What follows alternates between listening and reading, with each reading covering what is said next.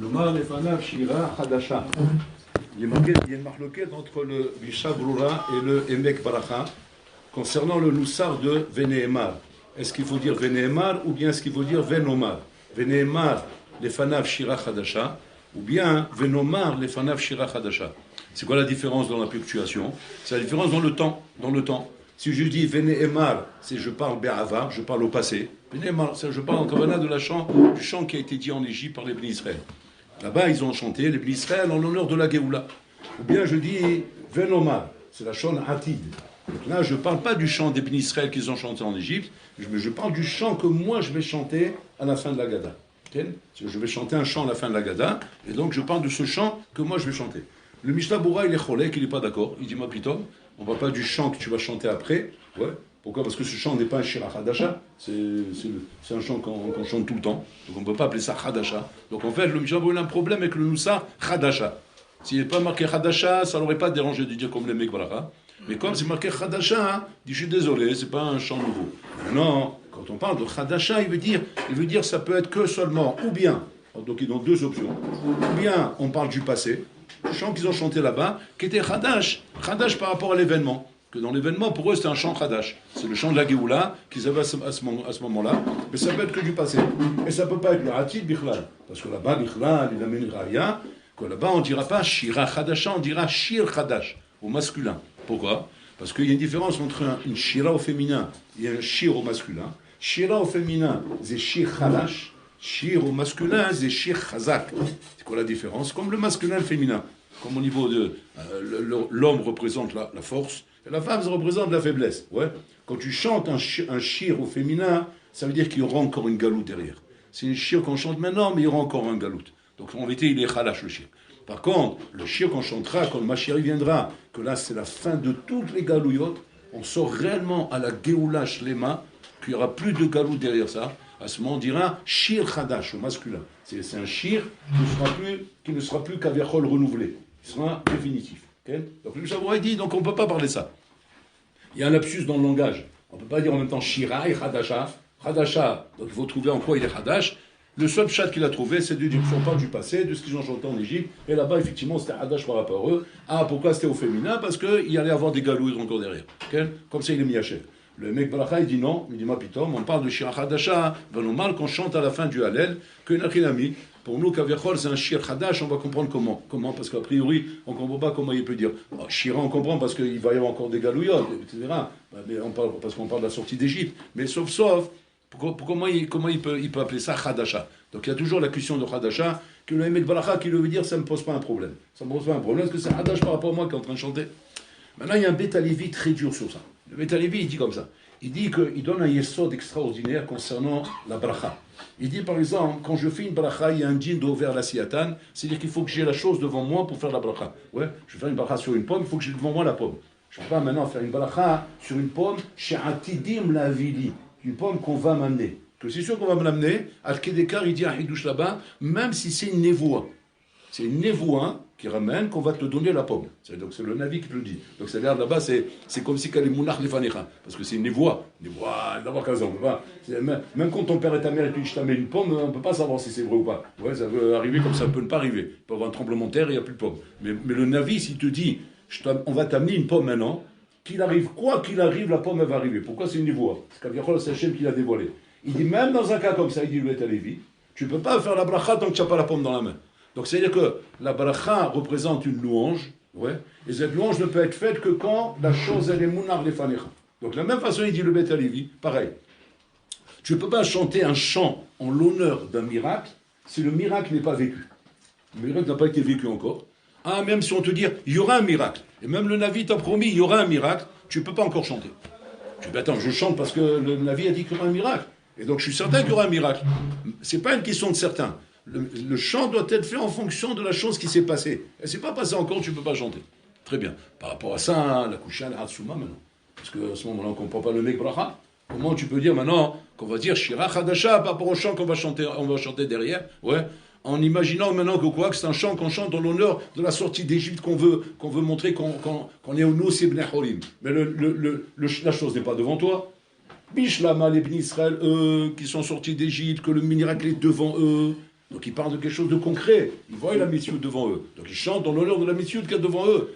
Mais toi, tu chantes en l'honneur de quelque chose de virtuel, que tu essaies de ressentir le soir de la Gada en disant je sors d'Égypte, donc je ressens quelque chose de virtuel, donc mais là je veux chanter. C'est pas quelque chose de concret, c'est pas devant toi. Donc les Khawra, tu peux pas. Donc a priori Mishabura, c'est lui qui a raison.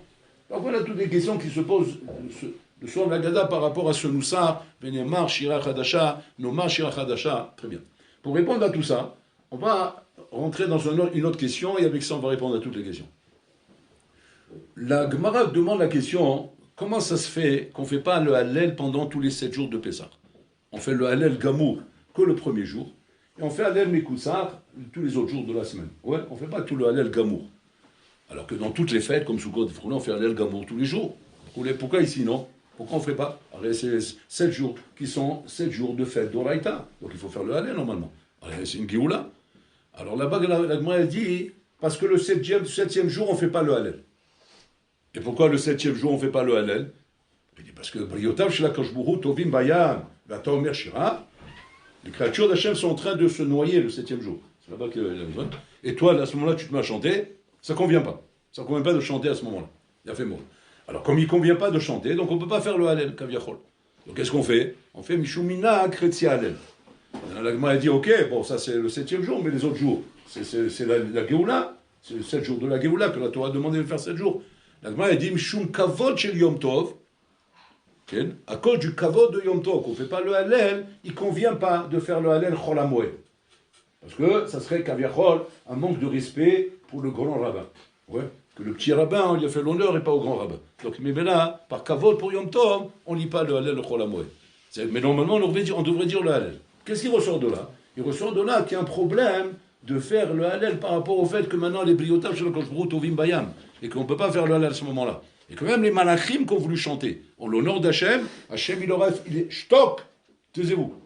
Il les a fait taire. Pourquoi il les a fait taire? Il dit comment? Mes créatures sont en train de se noyer et vous chantez? C'est quoi cette histoire? Mais là-bas, il te pose une demande qui est sur le Beth Alevi. Il dit mais là-bas, sauf, les Bnei Israël, ils ont chanté là-bas. Ils ont chanté. Aziachir Moshe, ils ont chanté une Shira. Et donc tu vois bien qu'ils chantent, malgré que les enfants ils sont en train de se noyer.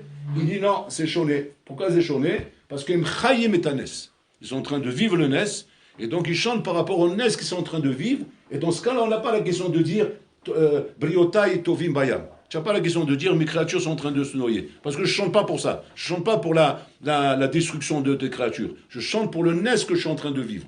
Comme je suis en train de vivre un Nes, donc c'est pour ça que je suis en train de chanter. Bien fait. Ils ne sont pas noyés. Non, les Égyptiens, ils sont noyés dans la mer Rouge. Ils sont tous noyés. Donc maintenant, tous ceux qui sont venus là-bas, en tout cas, ils sont tous noyés. Et donc, comme ils sont noyés, il ne convient pas de chanter maintenant qu'ils sont en train de se noyer. Ah, alors pourquoi les Bnei Israël, ils chantent? Les Bnei Israël, pourquoi ils chantent? Les Bnei Israël, pourquoi ils chantent? Les Bnei Israël, ils chantent pourquoi? Parce qu'eux, ils vivent le Nes, ils vivent le miracle. Alors, comme ils sont en train de vivre le miracle, alors qu'il le miracle justifie que je dois chanter maintenant. Il a fait. Maintenant, avec ça, les Chorans ont répondu maintenant à la Shira qu'il y avait là-bas. Il a fait mot. Maintenant, qu'est-ce que nous on chante alors? Comment on comprend, nous, le chant qu'on fait le soir de la Gada, qui représente quoi? Quel chant il représente? Première question. Deuxième question, le 7e jour de Pécha, on fait une kriya miuchedet batora, qui est la kriya de la Shira. On fait une kriya miuchedet de la Torah. Et cette kriya représente bien le chant du 7e jour de Pécha. Donc tu vois bien que oui, on chante. Asma, Ama, c'est quoi ce pilpoul là qu'on est en train de faire là? Tu chantes pas, tu chantes pas. Voilà, on fait une kriya miuchedet, on sort Sefer Torah, et on va faire une kriya sur laquelle on va faire la bracha, pour monter à la Torah, sur la Shira que les Bnei Israël doivent chanter. Pourquoi tu dis pas à ce moment-là? Comment? Mes briotages sont en train de se noyer et vous chantez? Alors tu vas dire quoi? Tu vas dire ouais, mais les Bnei Israël ils ont chanté. C'est pas pareil. Eux ils ont chanté parce qu'ils sont dans le miracle. Toi tu n'es pas dans le miracle, donc qu'est-ce que tu te mets à chanter? Comme les malachim ne chantent pas, toi aussi tu ne dois pas chanter. Ça c'est la question. Et sur ça on est Mechadash Ha'idush Atsum. Le Beth Alevi le Mechadash Ha'idush Atsum. Il dit, comme on explique dans les Shirot, qu'Am Israël a connu à travers toute l'histoire, il y a Shir Déborah, Shir David Amelech, Shir Adam Arishon, Shir Shlomo Amelech, Shir Hashirim, il y a plein de Shirim qu'on connaît comme ça. Et là-bas, la Gemara a dit Shir Hashirim, Kodesh Kodashim. Tous les Shirim sont Kodesh. Alors, Shir Hashirim, Kodesh Kodashim. Il demande la question, Lama, pourquoi tous les Shirim sont Kodesh et Shir Hashirim, Kodesh Kodashim? Il dit parce que tous les Shirim sont des Shvachim sur la Apala de nos Ivim. Sont des Shirim sur la chute de nos ennemis. Alors que Shir Hashirim est un chant sur Kabbalat Ol Malchut Shamayim. Vous regardez à travers le Shir HaShirim, c'est quoi? Ikuni, Petsaoni, Radfuni, Vimtiro et Dodi, Tagidulo, Ma Tagidulo, Shechola Ta'avani. Qu'est-ce qu'on raconte dans Shir HaShirim? L'amour qu'on a pour Hachem, et que malgré les coups qu'on se prend, combien on aimait Kabel Ol Malchut Shamaim, et combien on continue à l'aimer. C'est extraordinaire. C'est ça, le miouchad de Ham Israël. Le miouchad de Ham Israël, c'est pas la croyance en Dieu. La croyance en Dieu, même Mohammed, il croit en Dieu, et même les chrétiens, ils croient en Dieu, tout le monde croit en Dieu. Le miouchad de Ham Israël, c'est quand Ham Israël, Rabotai, ne se révolte pas devant les coups que Hachem nous donne. Au contraire, on est encore plus amoureux de lui. Pourquoi? Parce qu'on sait que c'est les Tovatenu. On sait que c'est pour notre bien, et on sait que Hachem nous aime, donc on l'aime. Et ça, c'est Shir HaShirim. Donc tout le Shir HaShirim, c'est pas juste, c'est un chant où on n'arrête pas de raconter des louanges sur Hachem, sur les biens qu'il nous fait. Alors que là-bas, dans les autres chants, de tous les chants qu'on a, ce sont Mapalatam Shel HaReshaim. Donc là-bas, c'est pas une chokhma de chanter. C'est normal. Tu étais dans le métro, il y avait un Mahoul, il est venu, un Khaïd, il est venu, il voulait te mettre une tête. Puis Tom, il a couru vers toi pour t'éclater le crâne. Et qu'est-ce qu'il a fait? Il a dérapé, il s'est tapé le poteau, maintenant il est ensemble par terre. Alors tu fais un shir. Bismor, les toda, ariula dona, ekola ares. Évidemment, il t'a donné. Pourquoi tu chantes? Mais tu as vu, il s'est tapé le poteau. Si il n'avait pas le poteau, ça aurait été moi le poteau. Donc là, je chante en l'honneur d'Hachem. Ton chant, il est kadosh. Mais il n'est pas kodesh kodashim. Pourquoi il n'est pas Kodesh Kodashim? Parce que c'est normal. Bon, alors, il t'a sauvé d'un chimpanzé pareil, d'un phénomène pareil, un gorilla. Il aurait pu te faire du damroute avec toi. Et toi, maintenant, tu étais sauvé de lui. C'est normal que tu chantes. Par contre, que tu chantes, quand maintenant, bon, alors là, il te donne des initiations et des épreuves. Et au lieu de te rebeller, comme ça peut arriver, alors allez-nous. Un homme, il prend des claques et des claques et des claques. À un moment donné, il se rebelle. Qu'est-ce qu'il dit? Mais il y en a marre. Mais qu'est-ce que j'y ai fait? Pourquoi bon l'homme, il est comme ça avec moi? Pourquoi il ne me répond pas à mes prières? Et au lieu de ça, qu'est-ce que tu fais? Ma pitom, je loue Hachem. Je suis content d'Hachem. Et vous savez, si vous le rencontrez, dites-lui Shechola Ta'avani, que je suis malade d'amour envers lui. Bon, ça c'est puissant. Ça c'est puissant. Et ça, Inachinami, c'est pour ça qu'on appelle Shir HaShirim Kodesh Kodashim. Il a fait mot. C'est quoi la prina de Kodesh Kodashim qu'il y a dans Shir HaShirim? Kabbalat Ol Malchut Shamaim. C'est je suis Mekabel Be'ahava ou Be'simcha Ol Malchut Shamaim. Je porte le Ol Malchut Shamaim sur moi, Be'ahava ou Be'simcha. Comme c'est marqué à Rabotai. Le Admour de Tzanz. Comment il s'appelle le Admour de Tzanz? Le Admour de Tzanz. Voilà. Le Admour de Tzanz, c'est un Natania là-bas, c'est le Chassidim de Tzanz. Natania. Il y a le Admour de Tzanz, pas celui qui est d'aujourd'hui, le père. Le père Kodesh Kodashim. C'était un tzaddik et sourd dans l'âme. Il était dans les camps de concentration, dans les Machane Hashmada. Et là-bas, les Allemands, ils se faisaient un malin plaisir, de les prendre et de les sortir, mamash, avec une petite goufia sur eux, un petit tricot. Que ça, quand il y a la mer morte, tu sais, c'est bien parce qu'il fait chaud. Il les sortait à Botaï dans la neige et la glace. Il y avait moins 20 degrés. Comme ça, et les pauvres, ils marchaient comme ça dans la glace et la neige. Et il y en avait parmi eux qui tombaient. Ils tombaient, ils tombaient, ils mouraient, ou ils tombaient de fatigue. Et les Allemands, quand ils voyaient un tomber, boum, ils lui tiraient dessus.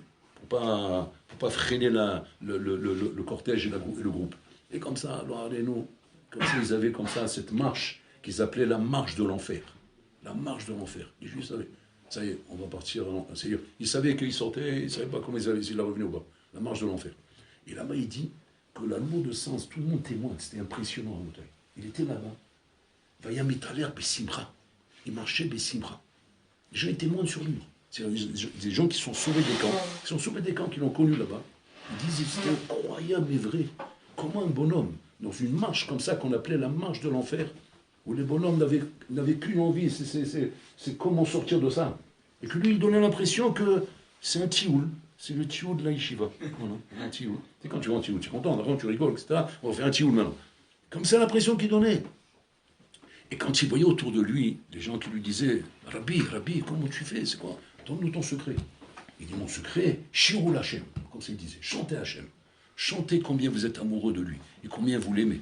Et combien Bololam ou Evotanu. » Il dit « Mais comment on peut l'aimer? Comment on peut chanter quand on voit tout ce qui se passe et tout ce qu'on souffre? » Il leur disait à ce moment-là, ne croyez pas, Bololam il souffre avec nous. Lui aussi, la Shrina, il bête Sahar. La Shrina, il bête Sahar, de voir comment Israël est en train de souffrir. Mais seulement, Marvolot Alabim, ça c'est la Ravonot qu'Am Israël il a fait. C'est la Ravonot qu'on fait qui a mis la Shrina Begalout. Et à cause que la Shrina, elle est Begalout, alors nous aussi on est Begalout avec la Shrina. Mais on doit être sa mère quand on est avec elle. on est avec la Shrina Begalout. Maintenant, la Shrina, elle est en train de souffrir là, parce qu'elle subit une galoute, de voir les souffrances qu'elle a. Maintenant, il faut l'aider à la Shrina, qui est Begalout. Et comment tu l'aides? Tu l'aides quand tu ne vas pas te révolter. Au contraire, quand tu vas exprimer de la simra et de l'amour pour Hachem. Alors, t'as méqué la Shrina. Bon, alors, il y avait des gens parmi là-bas qui étaient chazakim et qui entendaient le message, qui se mettaient à chanter avec lui. Et comme ça, c'est marqué qu'ils avançaient comme ça, avec les amants qui les escortaient, ils chantaient à voix basse comme ça. Des chants de hymne. Impressionnant, incroyable mais vrai. Incroyable mais vrai. Il y a un Allemand là-bas, il a perçu qu'il chantait comme ça. Alors il était là, qu'est-ce que vous faites? Matez-moi aussi. Alors la Mauritanie, on a trouvé Charim la Kadosh Baruch Hu. Seulement, il a jeté son âme, il est parti. Il a jeté son âme, il a parti. C'est pas un peuple normal, ça. On ne peut pas être mitrasek avec des gens pareils, c'est pas possible. En fait, quand ils l'ont fusillé, quoi. Ils l'ont fusillé parce que c'est un déserteur, mais il a dit qu'il ne pouvait pas continuer à faire ça. C'est-à-dire que de voir Am Miyuchad, et ça, c'est Am Israël. C'est Am Israël. Am Israël, nous sommes un peuple Miyuchad, un peuple Chazak Me'od, un peuple qui est Mazé, l'aïmouna concrète, Rabotai. Et ça mérite un chant. Maintenant, on reproche à Hizkiyahu Amelech de ne pas avoir chanté. On le reproche de ne pas avoir chanté. Qu'est-ce qui s'est passé là? Hizkiyahu Amelech, c'est le 4e roi qu'on raconte sur lequel, quand il y a eu la guerre avec Sancheriv, qui est arrivé et encerclé Jérusalem avec des millions de soldats, que là-bas c'est marqué que même sans tirer de balles, rien qu'en avançant, ils auraient pu, et en crachant, ils auraient inondé Jérusalem, tellement ils étaient nombreux. Et là-bas c'est marqué qu'ils ont encerclé Jérusalem, ils ont dit à Hizkiyahu Amelech, Ma'osim Kvod Amelech. Il a dit rien, on va dormir, et bon alors là, il fera la guerre. Il a dit, je ne suis pas capable comme David Amelech d'aller en guerre, moi je dors, et bon alors là, il fera la guerre. Et bon alors là, il a fait un nes. Ils sont venus pour les aider, Melech Kush et Melech Misraïm. Quand ils sont arrivés là-bas, ils ne s'attendaient pas à avoir une armée aussi nombreuse. L'armée de Sancheriv les a kidnappés à tous, vivants. Ils les ont attachés là-bas, sur les champs là-bas. Ils les ont laissés là-bas comme des chiens jetés sur le champ. Ils n'ont même pas pu se battre, tellement qu'ils étaient nombreux. Et puis, ils ont vu un miracle là-bas. Quel miracle? Comment Melech Gabriel, avec les chants des Malachim, comment ils sont tous morts. Toute l'armée de Sancheriv exterminée, comme des mouches. Comme si tu as pris du bégon, comme ça, c'est le truc pour tuer les cafards. Comme ça, vous coulez, exterminé à bouteille, tous massacrés. Il s'est levé, Hizkiyahu Amelech. On lui dit, Amelech Hizkiyahu, bon tirez Zénès. Il se lève, il vient voir, il voit toute l'armée de Sancheriv exterminée. Et là-bas, la Gemara pose une question. Là-bas, on le char. Pourquoi il ne chante pas? Alors, il faut chanter en l'honneur d'Hachem. Un homme, c'est une halakha à bouteille. Qu'un homme qui arrive à un miracle, un nes ou n'importe quoi, Kaviachol, sur lequel on dit que c'est un miracle, il est obligé de faire un chant. C'est quoi le chant? Mizmor Letoda. C'est quoi le chant précisément? C'est raconter son miracle. Raconter son miracle aux gens, et ça, c'est ça le chant, la shira que l'homme a l'obligation quand il lui arrive à Nes. Pourquoi Hizkiyahu ne chante pas? Elle donne là-bas plusieurs raisons. Une des raisons, c'est qu'elle dit Hizkiyahu ayalo ol Torah. Il dit, j'avais la Torah sur moi. Grâce à moi, même le plus petit des enfants en Israël était baki dans Oxin. Dans Maseret Oxin, qui est une des Maseretot les plus cachottes du chasse. Les petits enfants, ils étaient baki là-dedans par cœur. Les femmes connaissaient les Mishnah par cœur. Tellement qu'ils entendaient les enfants en train de répéter. C'est-à-dire, tout en Israël connaissait parfaitement toute la Torah. Et ça, c'est grâce à qui? Grâce à Hizkiyahu Amelech. Quand Hizkiyahu Amelech il passait roi, il a pris l'épée, il a planté devant le Beth Midrash, il a dit, si j'attrape quelqu'un à faire Bitul Torah, il est chayav mitaj, je lui coupe la tête. Regardez la loi qu'il a fait. Allez, ouais. Si on fait une loi comme ça, sans sel, Habibi, ça va bien marcher. C'est quoi? Plongez. Celui qui est prophète à Midrash, on le voit en train de tourner faire le casino, ou le bowling, ou l'yanim, chayav mita. Wow, il faut être un roi pour faire ça. Qui peut faire une chose pareille? Ni Macron, ni Wallo, c'est pas lui, ça. On ne pas. Le rabbin, bon, il a sa place, il va se faire licencier, sinon. Il va se faire licencier, etc. Il ne peut pas. Donc, Hizkiyahu Amelech, il avait cette force. Quand il a dit à Hizkiyahu Amelech, la mata le char, il dit, Ani l'homme Torah, je suis all Torah, ma Torah est plus que le chant. Comme ça, il a dit Hizkiyahu Amelech. Et notre DA qui ramène là-bas, il dit non, c'est pas pour ça qu'il n'a pas chanté. Il n'a pas chanté parce qu'il dit que Yoshua ben Nun, lorsqu'il faisait la guerre contre Amalek, il a dit au soleil, arrête-toi, je veux terminer le combat. Le soleil est en train de se coucher. C'est Yadoua qu'à l'époque, quand il faisait nuit, il ne se battait plus. C'est pas comme aujourd'hui, ils se battent le jour et la nuit. Là-bas, la nuit, elle est tombée, Là-bas, c'est fait les gladiateurs, c'est les Vikings. Ils se battaient avec les épées, avec les boules, avec les pics, là, les pointes, là, vous savez, rouler, et ils se tapaient sur le crâne. Il se prend un truc comme ça sur le crâne, chez Merhem. C'est du mistapouzim, il fait après. Donc, c'est des trucs, c'était les combats des hommes. C'est pas comme aujourd'hui, fanfan la tulipe. C'est fanfan la tulipe, il appuie sur un bouton. Et le missile, il est parti. Et le missile, il part là-bas, vous voulez, il l'envoie là-bas. Pam! Et je l'ai gagné, j'ai touché le crâne, vous voulez. Ah, bah, Habibé, c'était des hommes, c'était des vrais hommes, des vikings. C'est Astérix le Gaulois. Il est comme ça, avec la machine comme ça. Une hache, la lame, elle est comme la table. C'est Mazil Koubelé, chez Merhem, c'est vrai que. Donc la nuit, ils s'arrêtaient. Qu'est-ce qu'ils faisaient la nuit? Nassa, ils allaient dormir. Il faut qu'ils prennent des forces. Pour se lever le lendemain matin, ils étaient épuisés. Épuisés. Tu dis quoi? Il faut des sentinelles? Pas besoin de sentinelles. Ils tombent tous. Même les ennemis, mais les autres, ils sont en train de ronfler. Il n'y a aucun problème.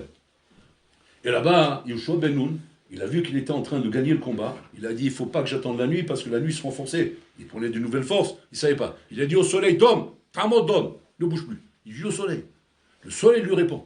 Il lui dit, Aniomer Shira Lifna Kanshbohu, ma trajectoire est une Shira envers Hachem. C'est la trajectoire du soleil, c'est un shir. C'est en l'honneur d'Hachem qui fait la volonté d'Hachem. Je ne peux pas m'arrêter si quelqu'un ne me remplace pas. Yoshua Ben Nun, il regarde le soleil et il dit, je te remplace. Yoshua Ben Nun a réussi à faire le shir du soleil. Et grâce à ça, le soleil s'est arrêté. Et Yoshua Ben Nun, pendant qu'il se battait les bénis Israël, il chantait le chant du soleil, qui représente la trajectoire du soleil. C'est des choses en Mokim qu'on ne comprend pas. Et grâce à ça, il a gagné la guerre. Il a gagné la guerre, Yoshua Ben Nun. Alors, Meller, il dit, comment moi je peux chanter un shir alors qu'un shir pareil a existé dans le monde? Je ne suis pas au niveau de chanter, moi. Donc il n'a pas chanté à cause de ça. C'est comme ça, des tarmim qu'on ramène là-bas. Mais à cause de ça, l'Agmara dit, il a été puni, Hizkia Meller, de ne pas être Melech Mashiach. C'est-à-dire, c'était lui le Mashiach. Il devait être Melech Mashiach, comme il n'a pas chanté, pas Melech Mashiach. Il a fait. Ma din vehishbon qu'on lui demande ici. C'est quoi le problème qu'il y a ici? Le problème, c'est le suivant, écoutez bien. Il y a ce qu'on appelle Nes Gadol, le Adam Gadol. Il y a ce qu'on appelle Nes Katan, le Adam Katan. Okay? Un grand miracle, un grand homme. Il y a un petit miracle, un petit homme. Et là, on pose la hakila, la question. Qu'est-ce qui est plus grand? Nes Gadol, la Dame Gadol, ou Nes Katan, la Dame Katan? Qu'est-ce qui est plus grand entre les deux? Quel est, entre les deux, celui qui fait le plus grand qui touche Hachem? Le plus grand impact dans le monde? Zak. Nes Katan, la Dame Katan. À quoi ça ressemble? Ça ressemble que si demain, dans ta synagogue là-bas à Paris, oui, il débarque maintenant quelqu'un qui vient demander qu'on ramasse de l'argent pour une association. Qui c'est qui est venu demander de l'argent? Le Hafez Chaim. Il est rentré en personne. Wow.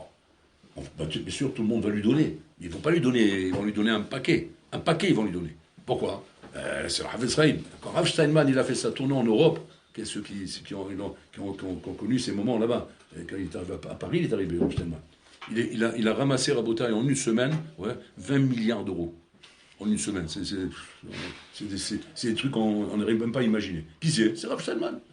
Rav Steinman, Habib, il arrive. Habib, les gens, ils vident leur porte-monnaie pour lui. C'est le syndicat d'or. Dès qu'on lui donne, Rabotai. Donc, c'est des dimensions qu'on n'a pas idée.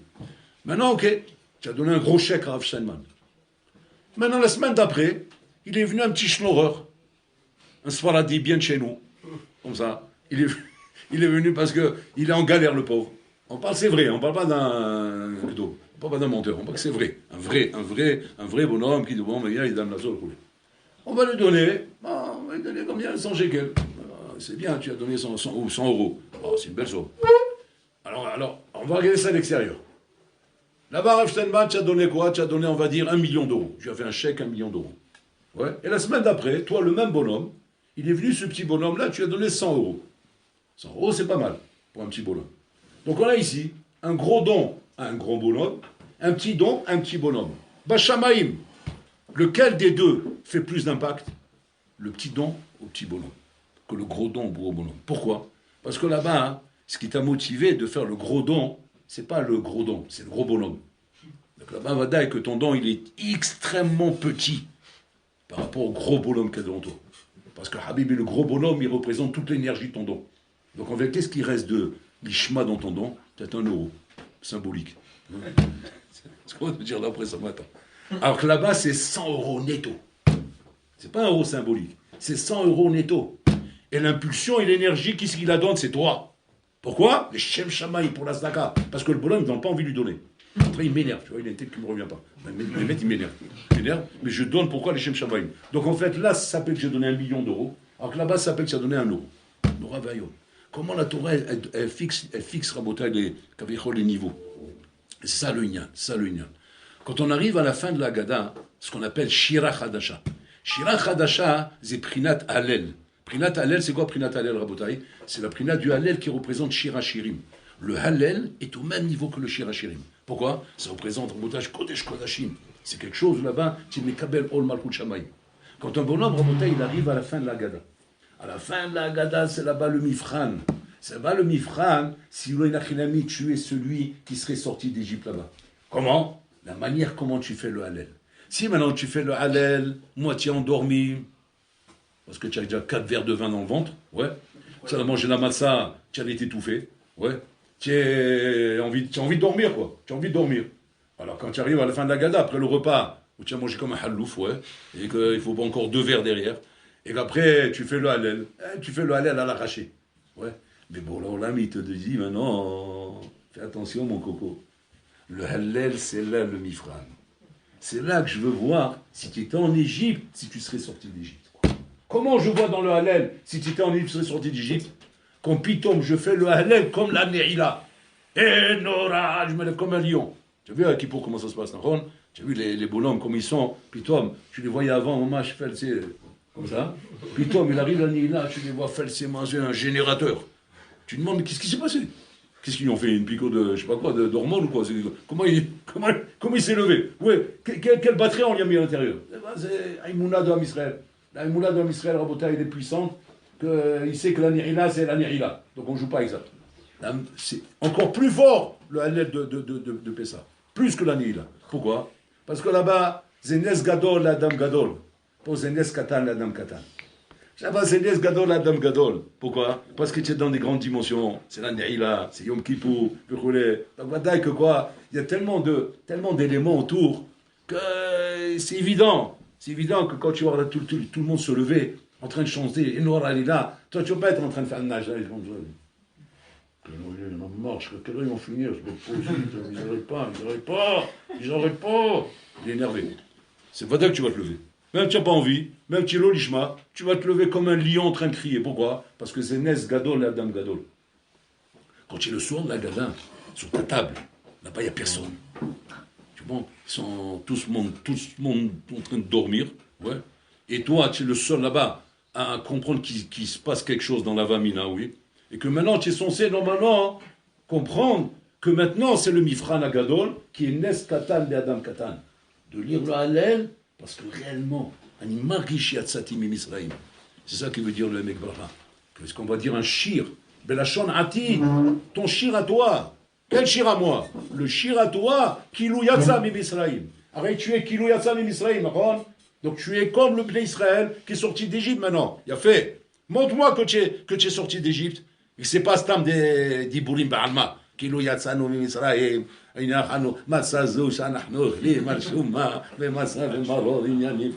fait le cirque à là pendant 3 heures, ouais, d'accord? Maintenant, montre-moi réellement que c'est sorti d'Égypte. Si tu fais le Hallel avec Ava, avec Itpalout, avec Itrakshut, ou réellement, tu fais comme un bonhomme qui sort de prison, Rabotai, la prison des Japonais là-bas. Ouais, on te met là-bas dans un sas de 1 mètre de hauteur, où le bonhomme est constamment comme ça, plié en deux, Habibé, que s'il sort de là-bas, Habibé, c'est 4 Hallel qui te fait, c'est pas un Hallel. Et là, tu vas faire le Hallel de la même manière. C'est sorti d'Égypte. Quel chant, quel amoukout, Rabotai. Ça, c'est le srout que le Ben Israël est là ce soir-là, et que si tu ne fais pas ça, tu n'es pas sorti d'Égypte. Tu n'es pas sorti d'Égypte. Tu as mangé la massa, tu as bu les verres, tu as fait la gada. Alors, le Satan et Israël. Le Satan et Israël, ok, bon. Il y a Satan et Chova, on va dire. Par rapport au Shulchan Aruch, tu es quitte. Mais sortir d'Égypte, tu n'es pas sorti d'Égypte. Et c'est pas pour rien qu'on a le minag, qu'après le Hallel, qu'est-ce qu'on lit à Rabotai? Shira Shirim. On lit Shira Shirim, qui est Kodesh Kodashim. Parce que c'est là-bas que tu es. Atanim Sachama. Et le Shira Shirim, tu lis avec Vékout, avec Ava, avec Reshek. Regardez Rabotai, la balance qu'on a devant nous ici, Rabotai. On a d'un côté, mamash, comment dire, la mitzvah d'Am Israël, qu'on veut te donner le srout à toi maintenant, de sortir d'Égypte. Tous les ans, Kol Shana. Bon, alors là, brosser les accords d'autres à sortir d'Égypte. Maintenant, il y a le bonhomme qui sort pas. Et pourquoi il sort pas? Pourquoi il sort pas? Je ne comprends pas. Alors, il connaît le Hémet. Il sait que c'est le Hémet. Il sait que c'est comme ça doit être. Là, maintenant, c'est Israël. Tu sais pourquoi il ne sort pas d'Égypte? À cause du Hametz. C'est quoi le Hametz, Rabotai? Le Hametz, c'est les habitudes. Les habitudes. On est habitué à des choses. Et l'habitude, Rabotai, devient une avodazara. Ça devient avodazara. Qu'un homme ne peut pas se déconnecter de ses habitudes. Je suis habitué à 10 choses. Je suis habitué à la France, je suis habitué à l'Angleterre, je suis habitué à l'Amérique, je suis habitué à mes habitudes. Et mes habitudes ne me permettent pas de me déconnecter et de changer ma vie. Et de faire un changement radical sur ma vie.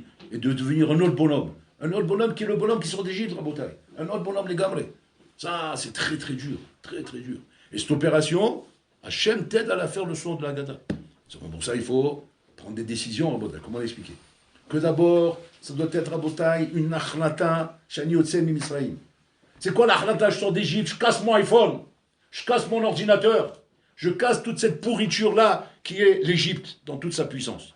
C'est l'Égypte, Rabotai. C'est ça l'Égypte. C'est quoi l'Égypte? Vous croyez que l'Égypte, c'est Dafka, Paro avec son talbou sur la tête? C'est l'Égypte, c'est dans chaque génération. Mitradesh, c'est les jours écoulés. L'Égypte se renouvelle à la manière comme elle est dans ta génération. Et dans ta génération, tu dois savoir, Enachinami, que Balmalman, il y a une Égypte, Rabotai, qui est en vérité les mauvaises choses qu'il y a aujourd'hui, Rabotai. Vous êtes adulte. Peut-être que vous, déjà, vous savez comment manipuler ce genre d'objet qu'on appelle le iPhone, l'ordinateur, toutes ces choses-là. Mais on a les enfants, Rabotai. Et les enfants, ils ne savent pas. Eux, ils ne savent pas. Ils n'ont pas la maturité que tu as toi. La responsabilité que tu as toi. Ou à un moment donné, tu te dis, attends, je ne suis pas un gamin, je ne suis pas un maboule, je suis marié quand même, je ne fais pas ça. Une femme mariée m'appelle. Une femme mariée m'appelle en train de pleurer au téléphone. Ce n'est pas des gens religieux, hein. Des gens traditionnels, des juifs normaux, quoi. Je mets Shabbat, en train de pleurer au téléphone. Alors moi, quand je vois une femme pleurer au téléphone comme ça, je dis, vous êtes religieux? Pas religieux. Bon, tout de suite, moi, j'imagine, quoi, il l'a trompé. C'est classique. Elle pleure à s'éclater au téléphone. Ouais, pas religieux. Bon, c'est quoi? Un classique, il a trompé. Il dit quoi, il vous a trompé? C'est pire que ça. Quoi? Il est parti de la chienne? Pire que ça. Quoi, il est parti avec quoi? Avec la machine à laver? Je sais pas, moi. Je sais plus quoi imaginer. Il dit pire que ça, c'est quoi pire que ça? Qu'est-ce qu'il y a de pire que ça? Azak. Elle me dit, il va sur des films porno. Il se masturbe. C'est pire que ça. Je la comprends. C'est grave. C'est grave. C'est-à-dire que je ne représente plus quoi que ce soit pour lui. Je ne suis plus son Pat Bessalo. C'est quoi Pat Bessalo? Pat Bessalo, c'est la Gemara a dit, un bonhomme, il a le pain dans son sac. C'est quoi le pain dans le sac? Le pain dans le sac, ça te calme. Ça te calme le genoun, ouais. Parce que tu te dis, quand je voudrais, il est là. Un bonhomme, il peut faire un voyage entier, ouais, sans manger. Vous savez pourquoi? Parce qu'il a le sandwich dans le sac. Si jamais il n'a pas de sandwich dans le sac, il devient fou. Il devient fou. Il voit l'autre manger un bamba, il peut s'étouffer. Alors qu'il sait ça, calme-toi! C'est un bamba, ça racole. Calme-toi! Je peux pas! Et pourquoi l'autre fois tu pouvais? Parce que j'ai eu le sandwich. Mais tu n'as rien mangé, il était là. C'est comme ça. Comme ça, la Gemara dit. Le fait que le bonhomme, il a quelque chose qui lui permet de dire, non, je veux, ça y est. C'est pour ça que la mère pose la question et demande comment un homme il a le droit de faire yichoud avec sa femme Nida? C'est Herva. Il sourd yichoud, c'est assourd avec Herva. Tu as le droit de t'isoler avec ta tante? Non. Tu as le droit de t'isoler avec ta belle-mère? Non. Voilà, ça c'est petit. Tu as le droit de t'isoler, je sais pas. Pourquoi? Pourquoi c'est assourd? Parce qu'on a peur que tu vas faire une bêtise. Il me lâche avec ma taille dans l'autre sens. Tu es seul avec elle. Et tu peux tomber par le menal. Pour ça, un bonhomme, il a un bureau, il a une secrétaire là-bas. Chez Malachem. Tu dois laisser la porte ouverte, tu vas vraiment t'isoler avec elle. Tu ne peux pas marquer là-bas, non, entrer, il faut marquer entrer sans frapper. Pas frapper avant d'entrer, parce que là, c'est chez moi, là. C'est du vrai hirou, ça. Et ça, il n'a pas droit. Mais quand maintenant le Paul, alors pourquoi il permet Nida? Comment permet Nida? La a dit, pas de Bessalo. Parce qu'il sait qu'après Valomi, va être permise. Donc le bonhomme, il sait retenir ses dents. Ouais, il sait se retenir, se calmer, parce qu'il n'a pas de Bessalo. Elle me dit, la femme, Annick Varlo, pas de Bessalo. Je ne suis plus le pas de Bessalo pour lui. C'est-à-dire, regarde où il est tombé. Mais comment il arrive à tomber là-dedans, Rabotai? C'est un bonhomme normal, bien, comme il faut, équilibrer tout ce que tu veux. Mais C'est ce qui se passe avec ces réseaux, Rabotai. Ces réseaux du diable. Ces réseaux du diable, Rabotai, qui sont le Misraïm de notre époque. Et surtout, Rabotai, la jeunesse, les enfants, les jeunes, Rabotai, les jeunes adolescents. Les adultes, ils ne se rendent pas compte, Rabotai. Il y en a qui tombent, ils se prennent des tards, mais ils ne se rendent pas compte, Rabotai, du fléau et du dégain et du Khorban Nora, Rabotai. Nous, on travaille avec des jeunes, on sait ce que c'est, Rabotai. C'est un Khorban Nora Vayom, c'est un Khorban. On peut presque plus rien tirer de son crâne à ce bonhomme. J'arrive à un stade où le bonhomme, il est tellement pourri dans son crâne, Rabotai, de ce qu'il voit avec ses yeux, de ce qu'il vit avec ses sens, de ce qu'il entend, Rabotai, qu'il est tellement pourri que c'est bon, c'est un produit à jeter à la poubelle, pratiquement. Regardez-nous, ça fait peur de dire ça. Tu ne pourras plus rien tirer de ça. C'est Nora Vayom. Des fois, c'est irrécupérable, Rabotai. Et ça, c'est qui a fait ça? Les parents. Pourquoi? Pour avoir la tranquillité. Pour avoir la tranquillité. Pour la tranquillité, bien sûr. Une madame, elle travaille, elle est prise au travail toute la journée. Il faut bien qu'elle occupe les enfants. Qu'est-ce qu'elle fait pour occuper les enfants? Elle leur met un iPhone entre les mains. Et voilà, regarde ce qu'il y a là-bas. Alors maintenant, il y en a, qu'est-ce qu'ils font? Ils mettent un filtre. Ils mettent un filtre à main pour pas que le petit, il tombe sur des scènes pornographiques. Alors, il y en a, ils viennent te dire en te disant, vous voyez, on fait attention, on n'est pas responsables. Je dis, vous êtes des irresponsables, encore pire. Ah bon? Quoi, avec un fils, encore pire? Ouais. Parce que quand tu donnes un iPhone à ton fils, oui. Et ça, encore une fois, une maman m'appelle. Je vois quand des cavrés, Rabotai, en train de pleurer aussi. Pourquoi elle pleure? Pourquoi elle pleure? Elle dit, mon fils, il a 13 ans. Il est parti avec sa sœur, qui a 8 ans. Je dis, quoi, il est parti? Oui, il est parti avec sa sœur qui a 8 ans. Je dis, bon, mais comment ça arrive une chose pareille? Moi, je sais comment ça arrive. Moi, j'aime bien le sorti de Slémen du ventre. Parce que plus tu... Modé ou mitvadé. Quand tu es modé ou mitvadé, tu fais vidouille, alors ça t'aide un petit peu. Je ne sais pas, je ne comprends pas. Mais comprenez-moi, mais nous sommes des gens honorables, des gens stricts, c'est ça le nouveau Satan de la génération. C'est le Satan aristocrate.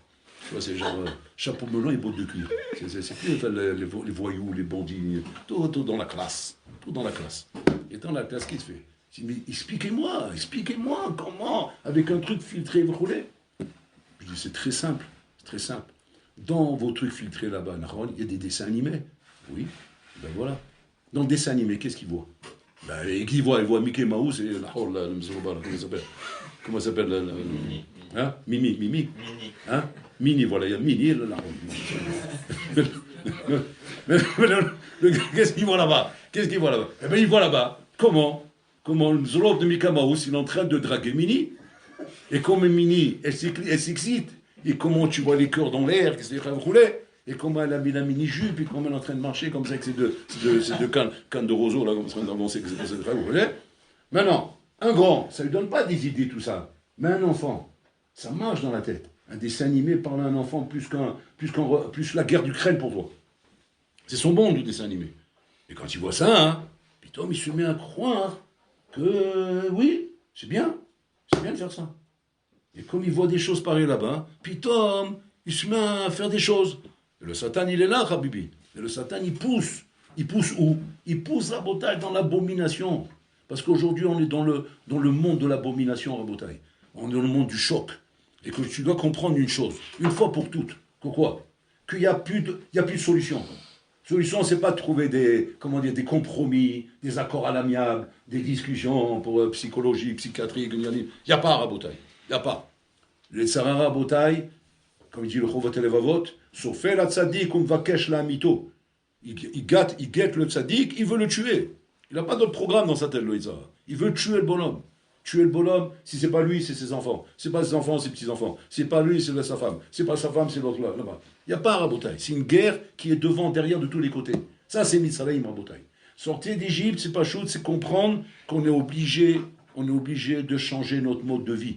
On est obligé de vivre avec les valeurs de la Torah. En malasot. Ça te plaît pas, c'est pas ton niveau religieux, tu n'es pas là-bas, tu n'es pas orthodoxe. C'est plus une question d'orthodoxe aujourd'hui. Aujourd'hui, tu sais quoi? On te demande même pas de mettre un chapeau, d'avoir une barbe ou d'avoir ça. C'est même plus ça.